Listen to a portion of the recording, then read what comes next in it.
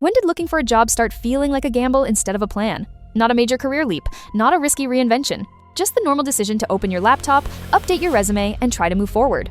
For most of recent history, that process felt uncomfortable but logical. Put in the effort, follow the steps, and something would eventually come of it. That assumption is breaking down, and the data behind it is more striking than most people realize. A Monster survey found that only 43% of workers say they plan to search for a job in 2026. The year before, that number was 93%. That is not a modest decline or a seasonal variation. That is a collapse in confidence that represents one of the most significant behavioral shifts in the American labor market in years. When more than half of workers go from actively planning to search to deciding to stay put in a single 12-month period, something has fundamentally changed in how people perceive the relationship between effort and reward in the labor market, and that change does not reverse quickly once it takes hold. This video is not about wages or motivation in the conventional sense. It is about a labor market trust crisis that is quietly reshaping behavior across millions of households, changing how people think about their careers, their backup plans, and their ability to build any kind of financial stability. The unemployment rate may say one thing. The lived reality of working Americans is saying something very different. This is part of our Collapse series. Here is what is actually happening. Part 1. The psychological break. The question of why so many people are giving up before they start has less to do with laziness or entitlement than it does with exhaustion. A specific kind of exhaustion that comes from investing emotional effort into a process that keeps failing to deliver proportional results. For years, workers were told that flexibility, persistence, and willingness to reskill would be rewarded. During periods of genuine expansion, that message held together. Switching jobs meant higher pay, applying meant real opportunities, interviewing meant someone was actually making a decision on the other side.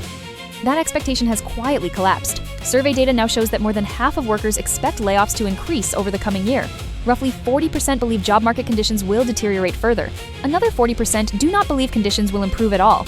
Together, those numbers leave almost no room for optimism, and when people do not believe conditions are improving, they stop behaving as though effort will be rewarded. Job searching is not just time-consuming, it is emotionally expensive in ways that rarely get acknowledged openly. It requires a specific and sustained kind of hope.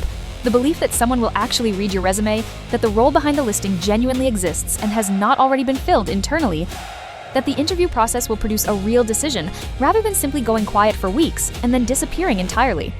When those beliefs erode through repeated disappointment applications that receive automated rejections, interviews that go to multiple rounds and then stall, roles that vanish from the job board without explanation, the cost of trying starts to outweigh the perceived benefit. The calculation flips. Instead of asking how to move forward, people start asking how to avoid making things worse.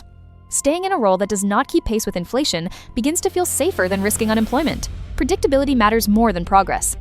And once that becomes the dominant calculation across millions of workers simultaneously, the entire labor market changes not in ways that show up immediately in official statistics, but in ways that reshape actual behavior in ways that compound quietly over time. Part 2.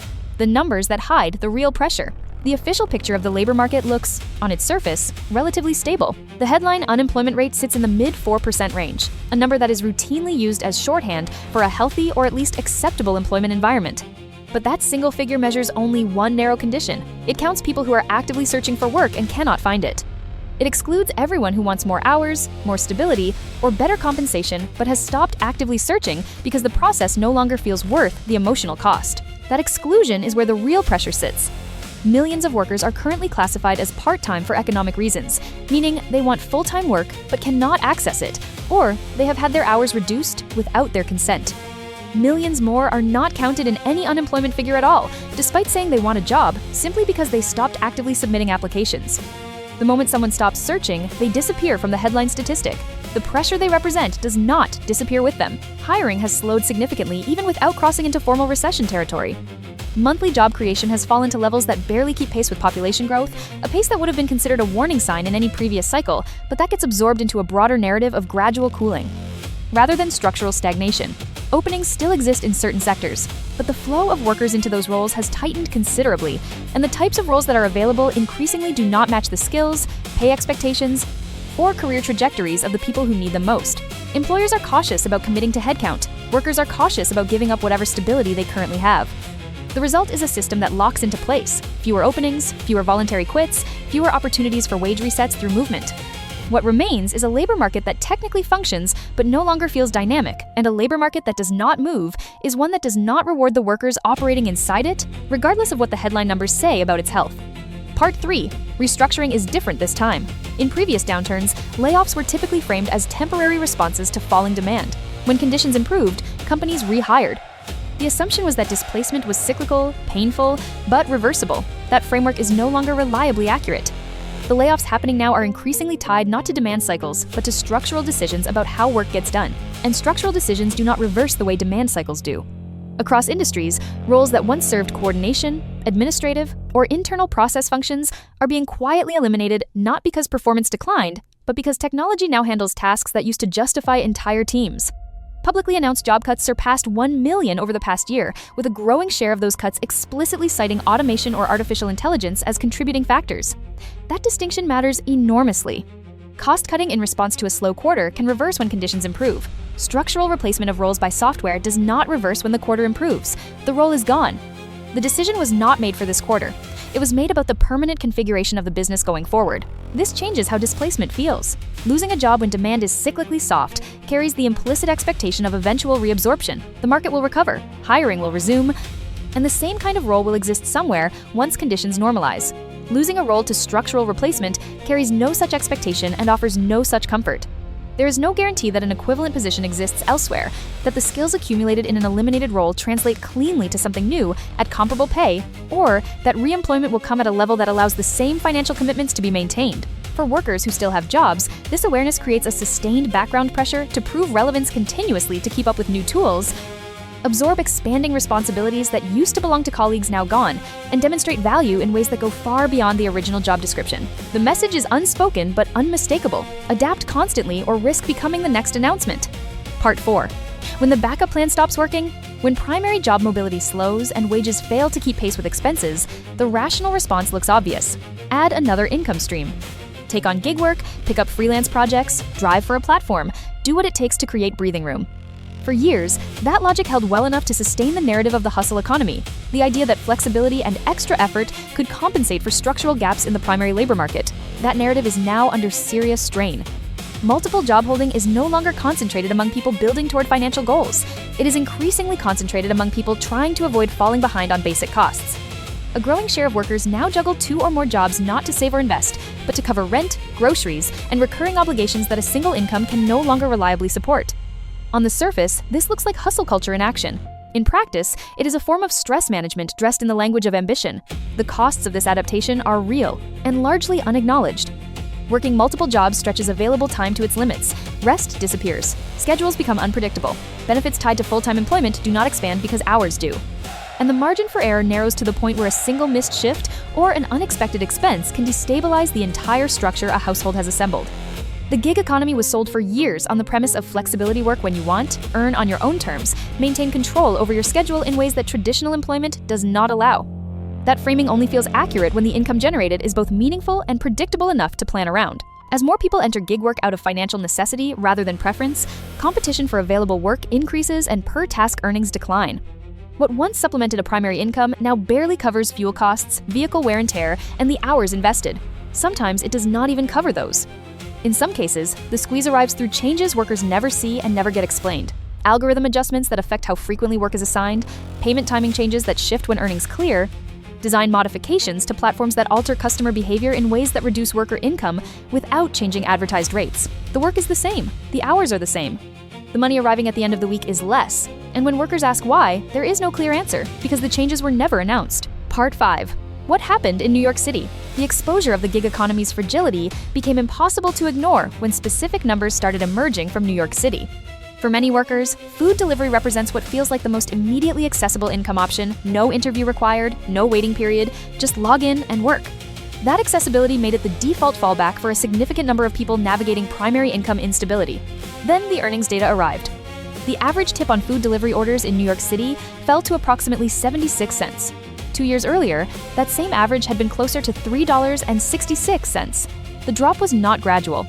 It happened quickly, and it happened for a reason that had nothing to do with service quality or worker performance. Delivery apps had quietly moved the tip prompt from the checkout screen, where customers saw it before completing their order, to a post-delivery follow-up. That single interface adjustment dramatically changed customer behavior. When tipping required a separate action after the transaction was already complete, most customers did not take that action. For delivery workers, tips are not a bonus or an optional extra. They are often the majority of take-home pay after platform fees and expenses are accounted for. When the tip average collapses by more than 75%, the math of the work stops functioning. Hours stayed the same, distances stayed the same, the work itself was unchanged. The weekly income dropped in ways that made the job economically unsustainable for a large number of people who had been relying on it as a financial floor. Policy changes added another layer of pressure. New York City mandated higher minimum pay rates for delivery workers, a protection that raised base pay on paper while simultaneously leading customers to assume workers were now adequately compensated. Tipping declined further. Higher guaranteed pay was offset by lower variable income. For the individual worker, the result felt identical to a pay cut with less flexibility and less upside attached to it. Part 6. The grocery squeeze that compounds everything. Even as earning options narrow and income becomes less predictable, the floor of what households are required to spend continues to hold stubbornly elevated. Food is where this pressure shows up most immediately because food allows no delay. You cannot postpone it. You cannot negotiate it down. It arrives every single week, and it reflects price levels that, even after the peak inflation period, never fully reset. According to government analysis, the typical household paid approximately $310 more for groceries in 2025 than in 2024. On its own, that figure might not sound catastrophic. But framing it as an annual total obscures how it actually arrived. The increase did not come as a single visible spike that forced an immediate reckoning. It came through dozens of smaller price increases spread across everyday items: coffee, ground beef, eggs, staple produce, household basics. Each individual change was small enough to absorb without dramatic adjustment. Together, they produced a sustained increase in the cost of the most unavoidable category of household spending. Groceries interact with household psychology differently than most other expenses. Rent adjusts once a year, usually with visible warning built into the lease structure. Insurance premiums move on predictable renewal schedules. Utilities fluctuate with season and usage in ways people can partially anticipate and adjust for. Food confronts you at every checkout, multiple times per week, in a way that makes the gap between what you expected to pay and what you actually owe immediately and repeatedly visible. Even when overall inflation moderates, grocery prices rarely reset downward, they simply rise more slowly. From the household perspective, that still feels like losing ground, because the reference point is not the rate of change, but the actual total owed every week. And for households where income has become less predictable and backup earning options have weakened, a $310 annual increase in grocery spending is not absorbed into a flexible budget. It competes directly with categories that used to be non-negotiable: debt payments, transportation, savings contributions. When there is nothing left to cut and costs keep rising, something else gives. Usually what gives first is the belief that the system still rewards the effort being put into it. Conclusion: what is unfolding across these interconnected pressures is not a sudden collapse with a clear beginning and a visible endpoint. It is a slow recalibration that changes behavior long before it appears in official labels or generates urgent headlines. Hiring has cooled without crossing into formal recession. Underemployment has expanded without pushing the headline unemployment rate to levels that would trigger a policy response. The fallback options that workers relied on to buffer primary income instability, gig work, side income, platform earnings have become less reliable at precisely the moment when more people are depending on them to fill the gap. And the floor of essential spending, particularly food, remains elevated in ways that erode household resilience faster than wage growth can compensate. Each of these forces would be manageable in isolation. Together, they create a system where effort and outcome have become genuinely disconnected for a significant and growing share of the workforce. Together, these forces explain why so many workers feel stuck, even when the aggregate numbers suggest a functioning economy. The disconnect is real, and it is not primarily a perception problem or a media narrative problem. It reflects a genuine breakdown in the relationship between effort and outcome, a labor market where mobility has slowed, where backup plans have weakened, where the basic costs of survival keep pulling at income that is no longer keeping pace. When that combination persists long enough, workers adapt in the only directions available to them. They take fewer risks. They stop switching jobs. They accept arrangements that offer predictability at the cost of any meaningful upside. They stop planning for progress and start organizing their decisions around the avoidance of setbacks. That is not a character failure. It is a rational response to an environment that has stopped rewarding the behaviors it used to reward. That adaptation is the signal that something has shifted in a way that will not correct itself quickly or automatically. The hiring recession that millions of workers are living through right now may not carry the official label. The unemployment rate is not at crisis levels. The economy is not in formal contraction. But it carries the weight. Understanding it clearly, what is driving it, where it is tightening, how it is compounding across income sources and basic expenses, is the first step toward making decisions that account for the environment that actually exists, rather than the one the headlines describe. What part of this is most familiar from your own situation right now? Drop it in the comments below. I read every single one.